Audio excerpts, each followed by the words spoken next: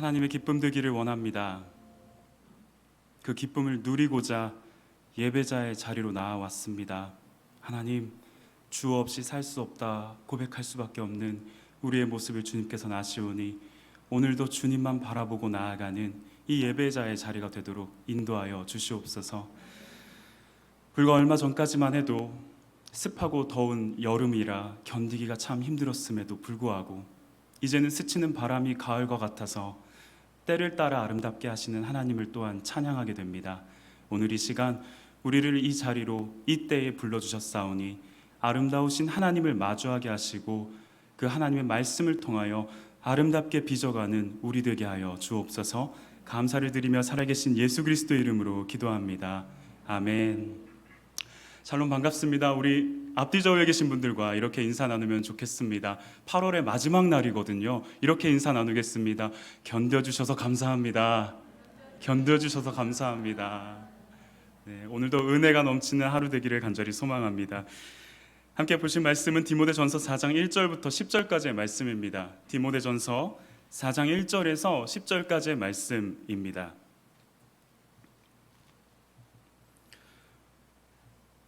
디모데전서 4장 1절에서 10절까지 말씀 한 절씩 교독하고 마지막 절은 함께 읽도록 하겠습니다. 제가 먼저 읽겠습니다.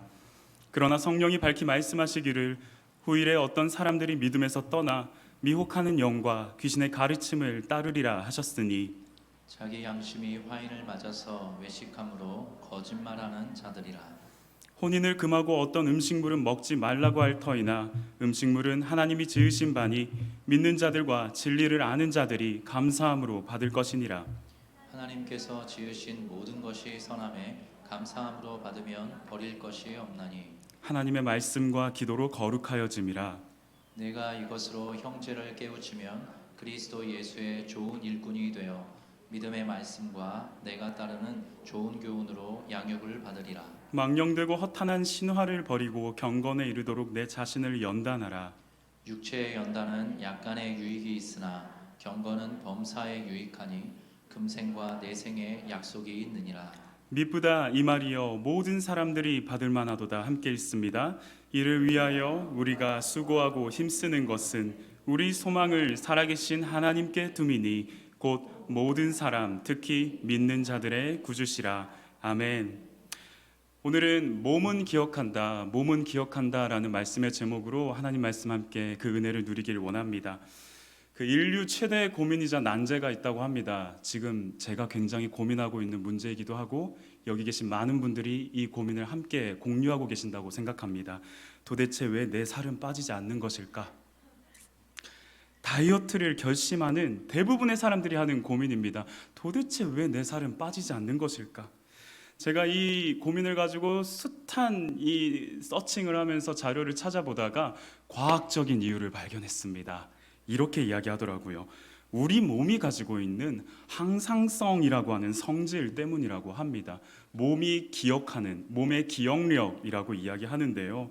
이 항상성이라고 하는 것은 원래대로 돌아가려고 하는 성질을 가리킬 때 표현되는 말입니다. 뭔가 우리가 극단적이거나 혹은 급격한 다이어트를 했을 때에는 반드시 요요 현상이라는 게 나타나기 마련이거든요. 이게 바로 이 항상성, 원래의 상태로 돌아가려고 하는 이 성질 때문이다라고 과학적으로 이야기를 합니다.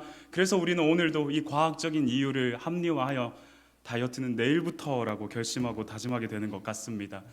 이 신체의 항상성만큼이나 제가 있어서 굉장히 고민되는 지점이 한 가지 있습니다. 바로 신앙의 항상성입니다.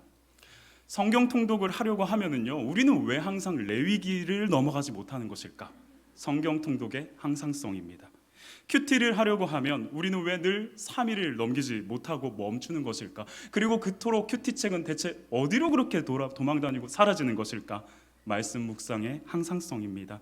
긴급하고 시급한 상황과 문제가 발생하면 주님 앞에 엎드려 울부짖고 기도하면서도 그렇지 않을 때 우리는 왜 항상 기도의 자리에서 멀어지게 되는 것일까? 기도의 항상성이 아닐까요? 이렇듯 우리의 신앙의 항상성, 아니 더 정확하게 얘기하면 우리의 죄의 항상성은 우리를 경건의 삶과는 멀어지게 만드는 것 같습니다. 다시 다이어트의 문제로 한번 돌아오겠습니다. 신체의 이러한 항상성을 조절해주는 유일한 방법이 있다고 합니다. 매일 올바른 식습관과 운동을 통해서 조금씩 몸의 변화를 적응시켜 나아갈 때 우리는 항상성을 조절할 수 있다라고 이야기합니다. 이걸 그대로 우리의 신앙으로 한번 들고 들어와 보고 싶습니다.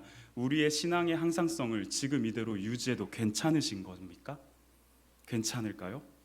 신체의 항상성을 조절하기 위해서 올바른 식습관과 운동이 필요한 것처럼 우리 신앙의 항상성을 조절하기 위해서 요청되는 것이 한 가지 있습니다. 그것은 바로 경건의 삶입니다. 말씀을 통해서, 오늘 함께 나눌 말씀을 통해서 이 경건의 삶이 필요한 이유가 정말 무엇인지를, 그리고 어떤 것이 경건의 삶이고 어떻게 그러한 삶을 살아갈 수 있을지를 우리 함께 고민해보는 시간 되기를 소망합니다. 경건의 삶이 필요한 이유에 대해서 바울은 디모데를 향한 첫 번째 편지에 이렇게 이야기하고 있습니다. 먼저 자막을 보시겠습니다. 미혹의 때를 살아가고 있기 때문이다. 방어적이라고 표현되어 있는데 소극적인 이유입니다. 미혹의 때를 우리가 살아가고 있기 때문에 경건이 필요하다. 디모데전서 4장 1절과 2절 말씀입니다. 그러나 성령이 밝히 말씀하시기를 후일에 어떤 사람들이 믿음에서 떠나 미혹하는 영과 귀신의 가르침을 따르리라 하셨으니 자기 양심이 화인을 맞아서 외식함으로 거짓말하는 자들이라. 디모데전서는 잘 아시다시피 바울이 디모데를 향하여 쓴 첫 번째 편지입니다. 바울이 디모데를 향하여 쓴 편지는 지금 디모데를 에베소라고 하는 교회에 파견해 놓은 상황에서 보내었던 편지입니다. 왜냐하면 에베소 교회에 여러 가지 문제들이 나타났거든요. 특별히 오늘 주목하고 있는 문제는 거짓말로 미혹하는 사람들이 출현했다라는 것입니다. 이 사람들이 어떤 말로 교회를 미혹하고 있냐면 혼인을 금하고 음식물을 제한하고 있습니다. 3절 이렇게 표현하고 있죠. 혼인을 금하고 어떤 음식물은 먹지 말라고 할 터이나. 또 한 가지는 망령되고 허탄한 신화를 계속 이야기하고 있습니다. 7절에 이렇게 이야기합니다. 망령되고 허탄한 신화를 버리라. 왜냐하면 지금 에베소 교회에 이 문제가 파다해져 있거든요. 바울이 뚜렷하게 이 대적자의 실체를 기록하고 있진 않았기 때문에 학자들마다의 그 의견은 분분합니다. 이 대적자들이 유대교를 신봉하는 자들이다. 아니다. 금욕주의를 실천하고자 하는 영지주의자들이다. 아니다. 이 에베소 교회에 마술사들이 많았다. 이 마술을 따르는 사람들이다. 라고까지도 이야기를 합니다. 그러나 그들의 실체가 어떠하던 간에 에베소 교회에 들어와서 내부의 분란을 일으키며 더 나아가 전파되어져야 하는 복음의 능력을 흐릿하게 만드는 심각한 결과가 초래되었기 때문에 바울은 디모데를 에베소 교회로 파견하였고 그 안에 나타나는 문제들에 대해서 이렇게 대처해야 한다라고 오늘 말씀을 통해 우리에게 이야기해주고 있습니다. 바울이 디모데에게 요청하는, 그리고 에베소 교회에 요청하는 두 가지의 태도가 있습니다. 첫 번째 태도는요, 분별을 갖추라는 것입니다. 3절에서 5절까지 말씀인데 함께 교독하겠습니다. 혼인을 금하고 어떤 음식물은 먹지 말라고 할 터이나 음식물은 하나님이 지으신 바니 믿는 자들과 진리를 아는 자들이 감사함으로 받을 것이니라. 하나님께서 지으신 모든 것이 선함에 감사함으로 받으면 버릴 것이 없나니. 하나님의 말씀과 기도로 거룩하여짐이라. 아멘. 이 미혹하는 자들의 거짓 주장 앞에서 바울은 디모데를 향하여, 에베소 교회를 향하여 믿는 자들과 진리를 아는 자들은 그 주장을 분별할 수 있다, 구별해야만 한다, 바로 하나님의 말씀과 기도로만이 가능하다라고 우리에게 이야기해주고 있습니다. 오늘 저와 여러분이 살아가는 시대는, 제가 발딛고 있는 현실은 분별해야 하는 스펙트럼이 너무나도 넓은 시대입니다. 유튜브라고 하는 매체들이 활성화되어 있고요, 우리에게는 검색 엔진이 굉장히 발달되어 있습니다. 그러한 활발한 영상 매체와 검색 엔진들을 통해서 검증되지 않는 무분별한 정보에 우리는 노출되어 가고 있는 시대를 살아가고 있습니다. 비단 제가 이 말씀을 준비하면서 있었던 일인데요, 경건에 대해서, 그리고 에베소의 이단들이 어떠했는지, 에베소 교회를 향한 바울의 디모데를 향한 편지가 어떠한 내용이었는지를 조금 더 자세히 알아보기 위해서 저는 좀 목사님들의 설교를 많이 듣습니다. 유튜브에 검색을 하면 일반적으로는 우리의 알고리즘이라고 하죠. 유튜브가 알고리즘을 연결하여 제가 자주 듣는 분들의 목사님들의 말씀들, 이찬수 목사님이나 이재철 목사님, 우리 김영윤 목사님, 이런 분들의 말씀들을 다 이렇게 중요하거든요. 이거 꼭 한번 짚고 넘어가야 됩니다.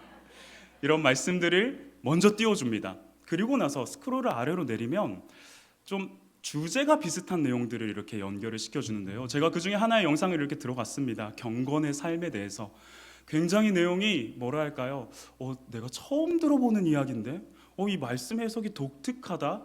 야, 이거 인사이트가 있기도 한데 뭔가 살짝 이상하기도 해 하면서 영상을 끝 부분을 딱 다다랐을 때 떠오르는 썸네일이 보였습니다. 하나님의 교회 세계선교협회. 그뿐만이 아니라 구글링이라고 하죠. 검색 엔진을 통해서 검색을 하다 보면 여러 가지 블로그의 자료들이 나와 있습니다. 그런 자료들을 막 보면서 똑같은 마음으로 이거 새로운 시각이다. 이거 말씀을 해석해 나가는 데 있어서 도움이 될 법하기도 한데 뭔가 살짝 이상한데 뭐지? 스크롤을 가장 아래로 내리면 신천지 증거 장막 성전이라고 적혀 있습니다. 미혹이라는 것이 굉장히 교활하고 은밀하게 우리 삶 가운데 침투하고 있습니다. 10년 이상을 신학을 공부했다라고 하는 저의 목회자의 기록을 하는 저마저도 그럴 수도 있겠는데 라고 생각하게 되는 미혹의 교활함과 은밀함입니다. 이 에베소 교회를 거짓으로 미혹하고 있는 자들의 실체에 대해서 학자들은 초기 교회, 초대 교회의 이단들이다라고 판명하고 있습니다. 이단, 달을 이 끝단자를 쓰고 있죠. 말씀을 풀어가거나 논리를 전개해 나가는 과정에서 교묘하게 방향을 바꾸어 다른 끝을 향하도록 만드는 것이 바로 이단입니다.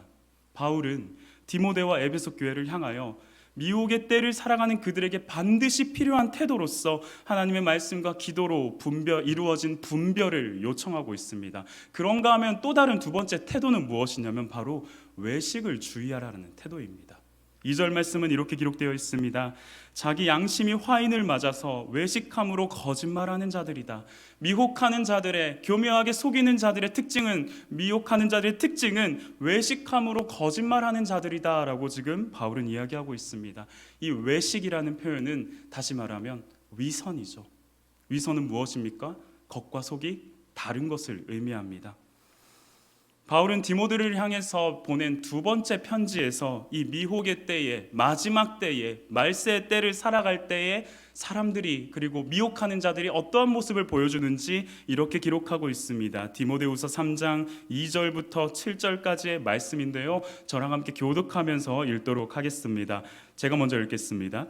사람들이 자기를 사랑하며 돈을 사랑하며 자랑하며 교만하며 비방하며 부모를 거역하며 감사하지 아니하며 거룩하지 아니하며 무정하며 원통함을 풀지 아니하며 모함하며 절제하지 못하며 사나우며 선한 것을 좋아하지 아니하며 배신하며 조급하며 자만하며 쾌락 사랑하기를 하나님 사랑하는 것보다 더하며 경건의 모양은 있으나 경건의 능력은 부인하니 이 같은 자들에게서 내가 돌아서라.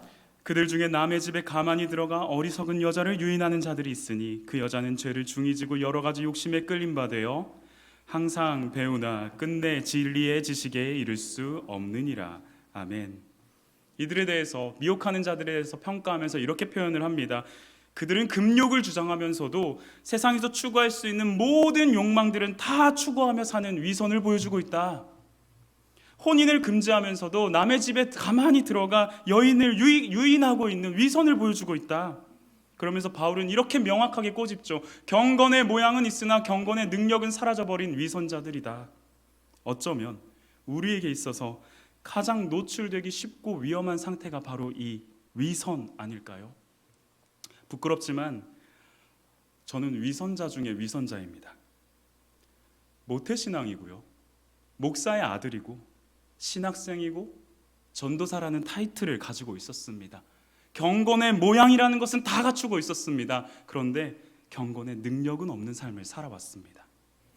경건의 삶은 온데간데 없으며 경건만을 외쳤던, 경건하자만을 외쳤던 그 지난 저의 사역의 시간들이 있었습니다. 하나님은 그런 경건이 사라져버린 저를 사역의 자리에서 끌어내시고 경건을 훈련하는 자리로 내던지시더라고요. 이찬수 목사님께서 저를 보면서 이렇게 말씀하셨습니다. 곽강도사야, 니는 좋은 칼을 가지고 있고 날카로운 칼을 가지고 있어. 근데 칼집이 없어. 칼집이 없으면 그 칼로 너도 찌르고 남도 찌른다. 칼집을 만들어라. 그렇게 칼집 없는 칼을 내던지고 칼집을 만드는 자리로 하나님께서 저를 던지셨는데요. 던지셨다는 표현이 맞습니다. 에스라 성경대학원 대학교라고 하는 그 고양시 일산 구석에 있는 산구석에 있는 수도원 같은 곳으로 던지셨습니다. 저는 그곳에서 그냥 성경을 좀 연구하는 곳이구나라고 생각을 했는데요. 아니었습니다. 그곳은 말씀 묵상하는 것을 배우는 자리더라고요. 매일매일의 묵상한 말씀을 가지고서 삶으로 아주 작은 실천을 적용해 나아가는 것을 배우는 자리가, 몸에 체득하는 자리가 그 자리였던 것을 제가 그곳에서 알게 되고 2년 동안 경험하게 하셨습니다. 그러면서 위선의 가면을 쓰고 있는 저의 모습을 보게 하셨고요. 지금도 제 삶에서 매일의 묵상을 통해 그 위선의 가면들을 벗겨내고자 몸부림치게끔 하시는 것이 이때의 경험이라고 생각합니다. 위선을 경계하는 모습은 미혹의 때를 살아가는 우리에게 반드시 필요한 태도라는 것을 바울은 디모데를 통해 에베소 교회를 향하여 그리고 우리를 향하여 이야기해주고 있습니다. 그렇다면 두 번째로 경건의 삶이 필요한 이유, 또 하나의 말씀 한번 보도록 하겠습니다. 자막 보여주실까요? 두 번째는 구주이신 살아계신 하나님께 소망을 두기 때문에 경건이 필요합니다. 이것은 조금 더 적극적인 필요의 의도입니다. 미혹의 때를 살아가고 있는 것이 방어적이었다면 구주이시고 살아계신 하나님께 소망을 두고 살아가는 삶이 경건의 필요의 이유이다라는 것은 조금 더 적극적인 이유일 수 있습니다. 디모데전서 4장 10절 말씀인데요, 새 번역 버전을 가지고 왔습니다. 우리 함께 한 목소리로 읽어보도록 하겠습니다. 함께 읽겠습니다. 우리가 모든 사람, 특히 믿는 사람의 구주이신 살아계신 하나님께 소망을 두므로 우리는 수고하며 애를 쓰고 있습니다. 아멘. 이 소망이라고 하는 것은 항상 두 갈래의 질문을 가져오게 됩니다. 첫 번째 질문은 무엇을 소망하는가? 그리고 두 번째 질문은 어떻게 소망하는가? 무엇을 소망하는가에 대해서 바울은 우리에게 이렇게 이야기해 줍니다. 구주이시며 살아계신 하나님을 소망한다. 바울을 감싸고 있는, 바울의 전 생애를 감싸고 그의 서신을 통해서 우리에게 증거해 주고 있는 바울의 신학에 있어서 이 소망이라고 표현되는 단어의 대상은 예수 그리스도입니다. 다시 오실 예수 그리스도입니다. 그분이 가지고 오시는 하나님 나라의 온전한 통치를 이야기할 때 바울은 소망이라는 단어를 쓰게 됩니다. 복음을 듣고서 그리스도를 구주로 모시며 이 땅을 살아가는 성도들의 원초적인 태도는 바로 신랑 되신 예수 그리스도를 기대하며 고대하는 삶이다, 소망하는 삶이다라고 하는 것이 바울이 얘기하는 소망입니다. 그런데 이 소망에는 반드시 배경이 있습니다. 우리가 잘 아는 바와 같이 유대 문화에서의 결혼 문화를 가지고 소망을 설명합니다. 그 결혼 문화는 정혼과 결혼이라는 두 가지의 상태가 있죠. 정혼의 상태는 신랑과 신부가 혼인을 결정하는 시간입니다. 특이한 것은 이 정혼을 맺는 신랑이 맺고 나서 자기 집으로 돌아가 버린다는 것입니다. 자기 집으로 돌아가서 그곳에서 신부와 함께할 집을 준비하고 어느 때에 신랑의 아버지가 이만하면 됐다, 가서 신부를 데리고 와라 라고 할 때까지 신랑은 정혼 상태에서 자신의 집으로 돌아갑니다. 우리 그 상황을 잘 아는 장면이 하나가 있습니다. 예수님을 잉태했던 마리아가 요셉과 정혼 상태에 있었거든요. 혼인이 이루어지지 않았기 때문에 가만히 끊고자 하여라고 하는 표현을 쓰게 되는 겁니다. 이런 정혼의 상태. 그런데 신랑의 아버지가 신랑에게 허락하는 바로 그날이 오면, 그때가 되면 신랑은 신부의 집으로 가서 혼인잔치를 엽니다. 요한복음 2장의 가나의 혼인잔치가 바로 이 결혼식의 혼인의 잔치를 이야기하고 있습니다. 그제서야 비로소 신부와 함께하는 혼인이 최종적으로 성사가 되는 것입니다. 정혼처럼, 이 첫 번째 단계인 정혼처럼 2000년 전에 예수님께서 이 땅에 오셔서 저와 여러분과 이 교회와 혼인 관계를 맺으시고 승천하시면서 아버지의 때에 다시 오겠다라고 말씀하셨습니다. 약속하셨습니다.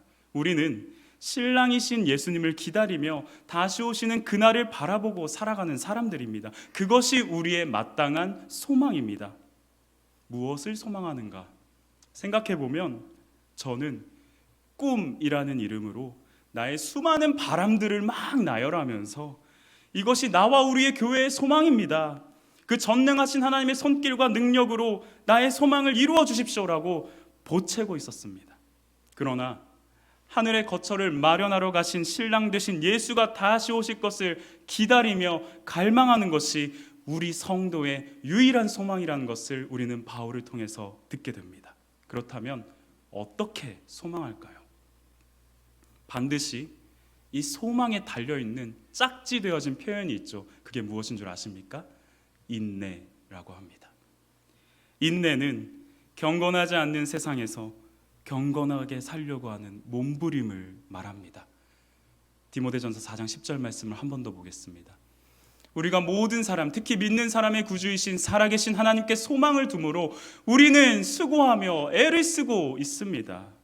수고하며 애를 쓰는 우리, 인내하며 버티는 우리, 이것이야말로 언제 찾아올지 모르는 신랑을 기다리며 기름을 준비하고 있는 모습 아닐까요? 바로 소망하며 인내하는 삶이 말이죠. 경건의 삶이 필요한 이유는 두 가지였습니다. 방어적으로는 미혹의 때를 살아가고 있기 때문이며 적극적으로는 구주이신 살아계신 하나님께 소망을 두기 때문에 우리는 경건의 삶이 필요하다라고 이야기를 나누었습니다. 그렇다면 중요한 질문이 생깁니다. 그 경건이 무엇인데? 대체 그 경건이라는 게 뭐야? 어떤 겁니까? 디모데전서 3장 16절입니다. 바울이 이 본문을 쓰기 바로 앞구절에 이렇게 기록되고 있습니다. 함께 읽도록 하겠습니다. 그도다 시작. 그도다 경건의 비밀이여 그렇지 않다 하는 이 없도다. 그는 육신으로 나타난 바 되시고 영으로 의롭다 하심을 받으시고 천사들에게 보이시고 만국에서 전파되시고 세상에서 믿음 바 되시고 영광 가운데서 올려지셨느니라. 아멘. 크도다 경건의 비밀이여. 바울은 지금 경건의 비밀이라는 것을 찬미하고 있으면서 예수 그리스도의 삶을 주르륵 나열해 나가고 있습니다. 바울에게 있어서 보통 무엇의 비밀이라고 이야기하는 것은요, 그리스도를 계시할 때 쓰이는 표현입니다. 그리스도는 바울에게 있어서 하나님의 신비이며 하나님의 비밀이기 때문입니다. 그렇다면 경건이라는 것은 곧 그리스도, 다시 말해서 예수의 삶을 이야기하고 있고, 우리로 하자면 예수를 닮아가는 삶이 바로 경건이다라는 것을 바울은 우리에게 증거해주고 있습니다. 7절 말씀에 경건에 이르도록 내 자신을 연단하라 라는 말씀은 예수 그리스도께 이르도록 장성한 분량에 이르도록 그분을 닮아가도록 훈련하라, 연단하라는 말씀을 우리에게 해주고 있습니다. 왜냐하면 우리는 지금 미혹의 때에 살아가고 있고 살아계신 하나님께 소망을 두고 살아가기 때문에 라는 것이 바울이 우리에게 경건의 삶을 요청하며 경건은 예수 그리스도를 따르는 삶이다 라고 말하는 이유입니다. 말씀의 결론을 맺고자 합니다. 아름빛 교회 신앙 강좌, 첫 번째 신앙 강좌가 이제 곧 시작됩니다. 저는 이 아름빛 교회 신앙 강좌를 이렇게 한 문장으로 표현하고 싶습니다. 예수 그리스도를 닮는 훈련이다. 구약과 신약에 기록되어져 있는 말씀의 숲에서 예수가 어떤 분이신지 그 맥락을 알아가기 위해 우리는 성경의 파노라마를 합니다. 일상에서 말씀이신 예수와 함께 동행하며 그분의 삶을 닮아가고자 작은 실천의 변화를 경험하기 위해서 큐티 학교를 시작합니다. 예수를 따르고 닮는 길은 우리 능력의 밖에 이르기 때문에 그 능력을 힘입기 위하여 우리는 기도 학교를 합니다. 아름빛 교회의 신앙 강좌는 시스템을 구축하겠다, 일할 사람을 만들겠다라는 목적이 아닙니다. 예수 그리스도를 닮기 위해서 경건의 삶을 살아가기 위한 연단이고 훈련이며 수고하고 애쓰는 몸부림입니다. 몸은 기억합니다. 죄의 항상성을 가지고 죄의 습성으로, 죄의 습관으로만 달려가던 우리의 몸은 경건의 훈련을 통하여서 예수의 항상성을 가지는 몸으로 변화되어져 갈 것입니다. 우리의 호흡이 예수의 향기가 되고 우리의 발걸음이 예수의 긍휼이 되며 우리의 손길이 예수의 섬김이 되는 자리로 우리를 인도해 나갈 것입니다. 경건을 훈련해 나갈 때, 예수를 닮아가고자 몸부림칠 때 우리의 몸은 우리 안에 계신 예수 그리스도를 기억하게 될 것입니다. 마지막으로 말씀 한 구절을 읽어드리겠습니다. 나는 그리스도와 함께 십자가에 못 박혔습니다. 이제 내가 살고 있는 것은 내가 아닙니다. 그리스도께서 내 안에 살고 계십니다. 내가 지금 육신 안에서 살고 있는 삶은 나를 사랑하셔서 나를 위하여 자기 몸을 내어주신 하나님의 아들을 믿는 믿음 안에서 살아가는 것입니다. 예수 그리스도를 닮아가기 위한 수고하고 애쓰는 그 몸부림, 경건의 삶, 우리 함께 훈련을 통해서 나아가 보면 어떨까요? 이 찬양 함께 고백하면서 기도의 자리로 가기 원합니다.